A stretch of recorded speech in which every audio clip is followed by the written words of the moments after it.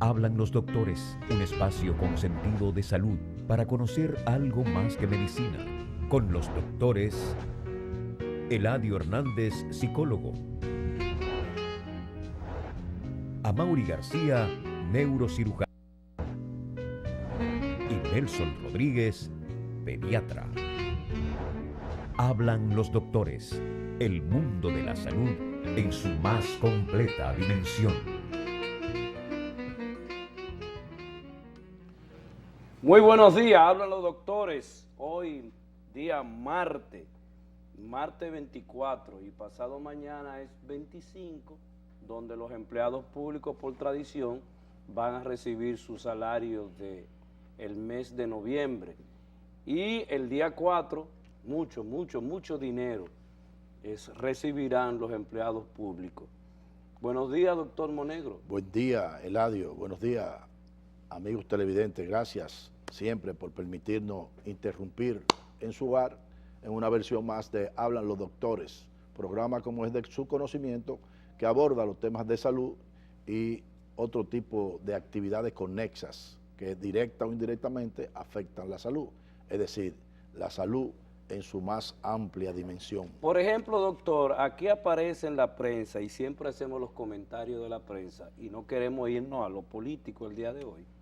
Infecciones afectan a niños. ¿Qué es lo que pasa con esto? Porque la noticia habla de neumonía, dificultad para respirar, tos y mucha gripe acompañan las secreciones y están entre las principales afecciones que están llenando los centros públicos y privados en este momento. ¿Qué es lo que está pasando? Bueno, lo que pasa es lo que todos los años ocurre, es decir, que en esta época del año estamos en la parte final del otoño, entra el invierno, aunque aquí no hay un invierno muy marcado, pero sí la temperatura tiene cambios, se hace más fresca, una brisita agradable, pero esos cambios de temperatura son motivo para que muchas personas adquieran, digamos, virosis respiratoria. Y actualmente en República Dominicana... Por la contaminación de... Sí, porque es que si tú vas, sobre todo donde más se expresa eso, es donde los países verdaderamente tienen 4 estaciones. Si tú vas a Estados Unidos, que ya se ha hecho frío, pues te montan un tren y usted es un concierto de tos que va a oír ahí, de la cantidad de gente que tiene gripe. Incluso ellos, en esta etapa, meses anteriores, comienzan la vacunación contra el virus de la influenza, sobre todo las estimaciones de los virus que posiblemente estén circulando, se hacen todos los años nuevas vacunas para eso, y entonces se vacunan.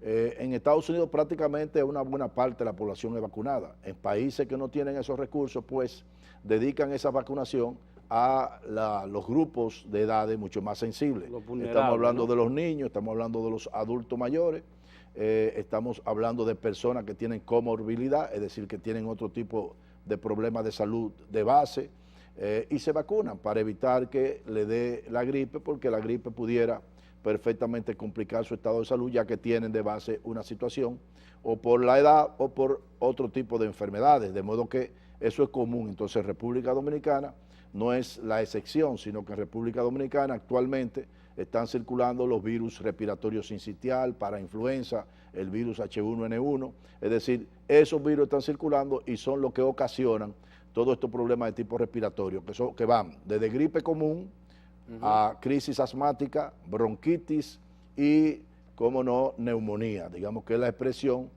digamos, de complicación de las infecciones de vía respiratoria alta, pues esas infecciones en algunos niños se pueden complicar. Y es bueno que se sepa que tampoco es que son cuestiones de tipo banales, sino que hay que dar un seguimiento a esos problemas respiratorios.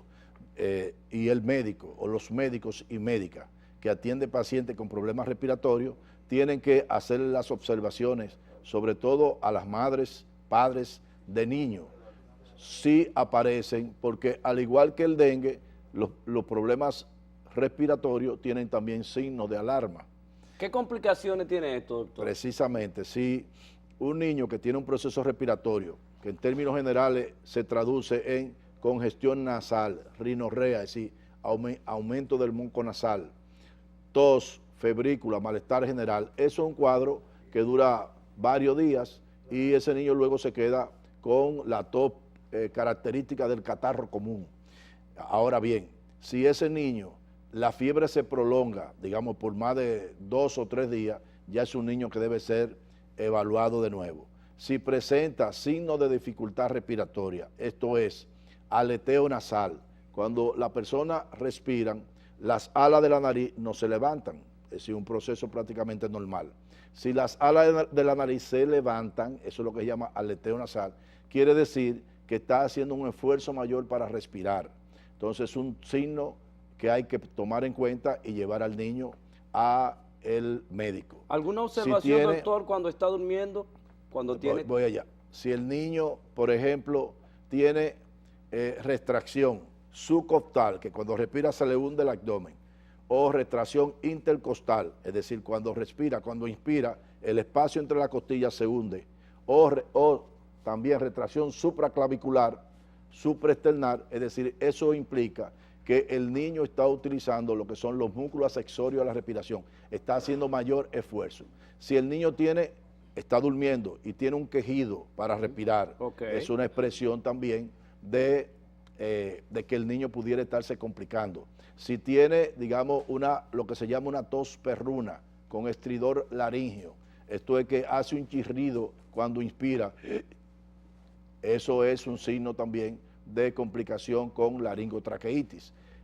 Y si el niño luce mal, si el niño no quiere alimentarse, pues esos son signos que expresan que ese cuadro gripal posiblemente está complicado con una neumonía. Y los niños que tienen neumonía tienen que ser ingresados porque problemas de tipo virales, como el virus, trastorna los mecanismos locales de la inmunidad, pues altera lo que es el moco de la vía respiratoria, altera el movimiento ciliar, es decir, unos pelitos que tiene que barren las partículas que se introducen a través de la vía respiratoria hacia afuera, todo eso lo altera la infección por el virus y además también tiene que ver con la inmunoglobulina A, secretoria, que tiene que ver con proceso de inmunidad. Todo eso el virus lo trastorna y entonces el mismo virus puede producir neumonía, pero también se puede complicar con neumonía bacteriana. Wow. ¿Cuál es la diferencia entonces? Bueno, la diferencia es las neumonías virales, en términos generales, tienden a desaparecer, digamos, solas, no tienen ese tratamiento exclusivo, pero las complicaciones con bacterias, sobre todo con neumococo, Streptococcus pneumoniae, pueden producir problemas. También en la vía alta, se complican a veces con faringoamigdalitis, se complican con otitis media.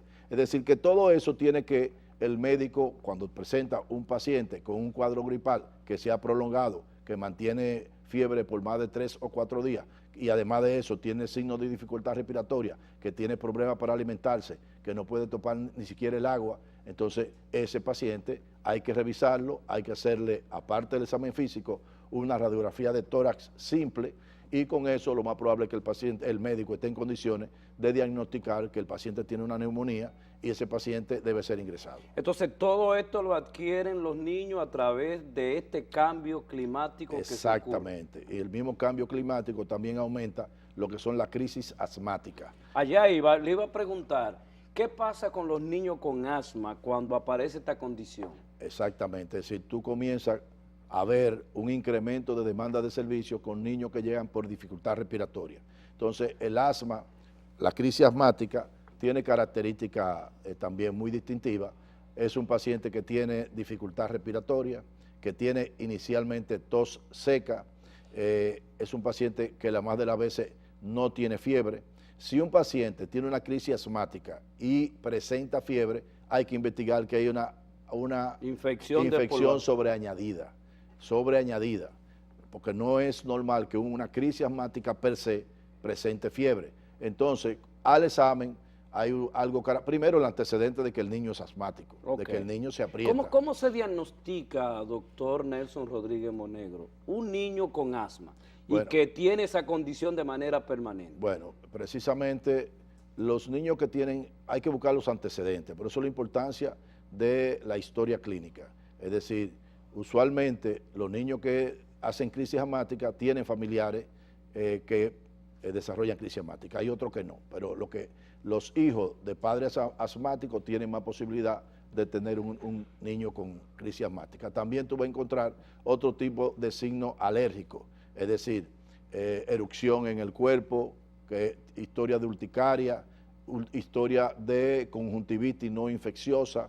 Es decir, que hay una serie de signos desde el punto de vista de alergia que están presentes, la atopia, lo que se llama dermatitis atópica, que es una expresión de algún tipo de alergia. Hay otros que no tienen eso.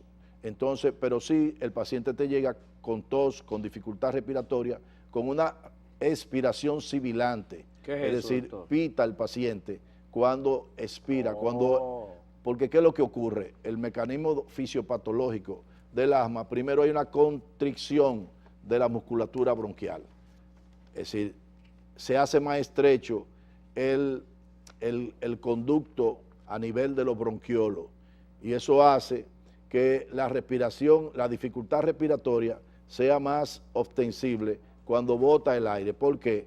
Porque el aire entra a los pulmones de manera activa, es decir, usted hace una inspiración, usted tiene músculo que hace que usted lleve el aire, pero la expiración, cuando usted bota el aire, entonces es pasiva, vuelve la caja torácica y por pasividad, digamos, sale el aire de los pulmones. De modo que como está más estrecho el conducto, entonces se le hace más difícil sacar el aire porque el conducto se ha estrechado. ¿Y qué ocurre? Que es que los músculos de los bronquiolos se han contraído y se estrecha el conducto del paso del aire. En una primera etapa es broncoconstricción. En una segunda etapa aparece edema, se inflama, lo que hace que se estreche mucho más. Y en una tercera etapa hay un aumento de la mucosidad. Es decir, que esos tres elementos dificultan la respiración y se detecta fácilmente con el estetoscopio. Cuando el médico ausculta los pulmones, oye los pulmones, se da cuenta de que tiene una expiración prolongada y que el paciente tiene un silbido cuando bota el aire. Entonces, ese paciente tiene una crisis asmática. La más de las veces se resuelve pues con nebulizaciones en la misma sala de urgencia y posteriormente ese paciente se puede ir a su casa con un tratamiento de sostén, ya sea por vía oral o por nebulizaciones. De modo que eso es así. Ahora, si un cuadro de asmático se prolonga o aparece fiebre, entonces usted tiene que sospechar que está en presencia de lo que se llama un estatus asmático y que ese paciente amerita su ingreso para ponerle unos medicamentos adicionales que yogulen la broncoconstricción que tiene ese paciente. Entonces, esos pacientes ameritan que se hidrate adecuadamente, porque si el paciente no está hidratado, entonces aún los medicamentos que broncodilatan, el moco que está endurecido, reseco, sigue obstruyendo. Entonces hay que hidratar al paciente para que el paciente cuando tose, pues pueda botar las secreciones y descongestionar la vía respiratoria. De modo que esos son los casos que nosotros estamos viendo ahora en todos los establecimientos públicos y privados de aumento de demanda por consulta, cuadro respiratorio en los niños. ¿Qué deben hacer los padres, doctor Nelson Rodríguez Monegro, bueno, para evitar esta condición que, independientemente de la protección que uno pueda tener, tú sabes que la vía de contagio de los problemas respiratorios, estos problemas virales, es mediante la tos, el estornudo y la contaminación de las manos. Es decir, cuando el niño o la persona que fuere tose, expulsa pequeñas partículas microscópicas de saliva y en ello va el virus. Entonces, una persona puede aspirar por la boca, por la nariz o por la conjuntiva de los ojos y entonces contagiarse. De modo que hay que extremar las medidas de higiene, sobre todo de lavado de las manos y que las personas utilicen cuando van a toser pues una servilleta de papel desechable. O ponerse la mano, como usted decía. Toser en el pliegue del codo. Si utiliza la mano, evidentemente que tiene que lavársela muy bien con agua y jabón.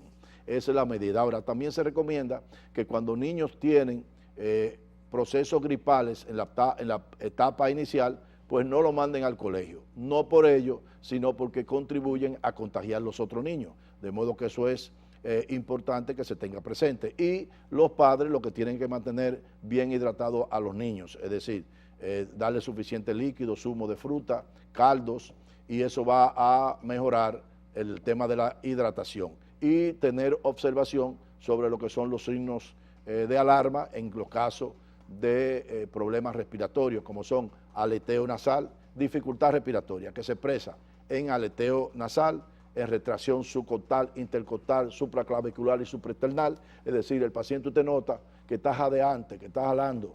Si el paciente luce enfermo, un niño puede tener gripe, usted lo ve jugando normal, pero hay otro niño que se amorra, como decimos nosotros, y se agacha, y usted ve que no tiene apetito, entonces ese niño definitivamente hay que chequearlo. ¿Vacuna para esa condición? Bueno, son muchos los virus. Para los virus respiratorios sincitial, para influenza y eso, no hay vacuna. Sí hay una vacuna de tipo estacional para el tema de la influenza. Entonces aquí en República Dominicana se utiliza en esos grupos vulnerables, en los ancianos, en niños con condiciones, digamos, especiales, que tengan algún tipo de comorbilidad, en personas que están recibiendo tratamiento inmunosupresor porque presentan cáncer o cualquier tipo de problema, digamos, degenerativo que implique la utilización de ese tipo de medicamentos. Entonces, en los asilos, porque donde hay aglutinación, lo que hay hacinamiento, pues evidentemente que las posibilidades de que se desarrollen brote de procesos respiratorios agudos es importante. De modo que esas son las medidas y sobre todo, reitero, las medidas de higiene, de lavado de las manos estrictamente. Eso es, y cuando tengan un cuadro gripal, sobre todo en su etapa inicial, pues lo más conveniente es que no vayan al trabajo o que no vayan a la escuela, no por ello, reitero, sino para evitar la transmisión de las otras personas, el contagio de las otras personas que se encuentran en la escuela. Bueno, doctor, yo pienso que con esta explicación, usted padre, usted madre, que nos está viendo en este momento. Mira, a mí me gustaría aclarar el tema que, digamos, de una u otra manera, el caso de aparición de un posible caso de neumonía en una embarazada por el virus H1N1, que está todavía en estudio, pues ha generado algún tipo, digamos, de alerta y en otros aspectos de alarma por algunos actores del área de la salud. Y yo quiero expresarle que el virus H1N1, de acuerdo a las investigaciones y a los estudios, producto de la observación y descripción de procesos de epidemia, tal como el de la epidemia de ese tipo de gripe en México en el 2009, 2010, Sí, si mal sí, no recuerdo, así fue. pues se ha determinado que la mortalidad de la misma no está por encima de la del virus normal de la gripe. Es decir, que no hay por qué alarmarse. Ahora bien, sí se ha encontrado una mayor sensibilidad en las embarazadas, sobre todo que están en el segundo o tercer trimestre del embarazo. Es decir, se ha visto asociado a procesos neumónicos a este virus y en algunos casos puede llegar a ser fatales. De modo que sí hay que extremar el cuidado de las mujeres embarazadas que se están chequeando con los médicos para determinar y darle seguimiento a los procesos gripales que pudieran tener. Porque si aparece algún tipo de expresión de dificultad respiratoria, pues esas pacientes embarazadas deben ingresarse y darle seguimiento. Pero en términos general de la población, ese virus se comporta igual que los otros virus y que tiene mayor incidencia de complicaciones y letalidad en los grupos más vulnerables como cualquier otro virus. De modo que no hay que estar alarmándose. Y a veces dicen, ¿y qué está haciendo el Ministerio de Salud Pública con respecto a eso? Bueno, las medidas de prevención, que son medidas de higiene, medidas de que la persona se hidrate bien, medidas de que la persona que está con el cuadro gripal no vaya al trabajo, no vaya a la escuela, para evitar que las otras personas se contagien. En términos generales, esas son las medidas. En términos de prevención, los medicamentos que se han utilizado para eso y que en un momento lo recomendó incluso la Organización Mundial de la Salud, se ha determinado que no tienen mayores efectos sobre el mismo y que el periodo de acortamiento sobre la evolución de la enfermedad es mínimo y también evitar complicaciones de acuerdo a las investigaciones no pasa de un 8%, de modo que en términos generales no son medicamentos efectivos y que lo que se recomienda son medidas de tipo generales, sobre todo de mantener el paciente hidratado, reposo y evitar ser un ente de contagio para otras personas. En algunos casos y en muchos casos, doctor Rodríguez, yo pienso que también es injusto permanentemente culpar al Ministerio de Salud sobre todo lo que tiene que ver con esta condición, puesto que si la basura está en la calle, si no tenemos agua potable real, entonces nosotros vamos a tener enfermedades. ¿Es culpa esto siempre del Ministerio de Salud Pública? Yo pienso que no. La verdad es que no es culpable. Ahora bien, ¿qué tiene el Ministerio de Salud? Que es el ente rector, el ente coordinador de todo tipo de política en el ámbito de la salud, de que tiene que fomentar lo que son los trabajos interinstitucionales para que el tema salud sea un eje transversal en todas las instituciones. Es más, los presupuestos de las diferentes instituciones tienen que tener una expresión en términos de salud de acuerdo a su competencia. Es decir, es innegable el tema de saneamiento básico, que es importante para la salud, lo hacen los ayuntamientos. Es innegable el tema del suministro de agua potable de manera permanente, intradomiciliario, en los hogares. Entonces es un problema de las instituciones que tienen la competencia de ofertar ese líquido de manera, digamos, universal.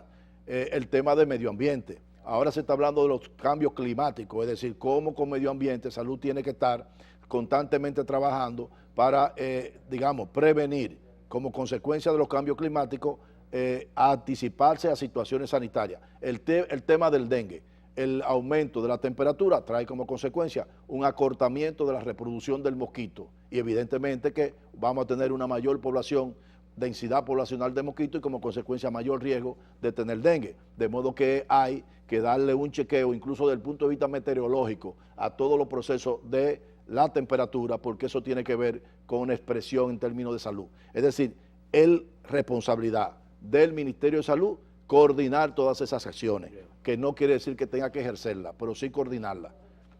Esta noche, doctor Monegro, tenemos en la Fundación Global Democracia y Desarrollo, FUNGLODE, el día de hoy y el día de mañana.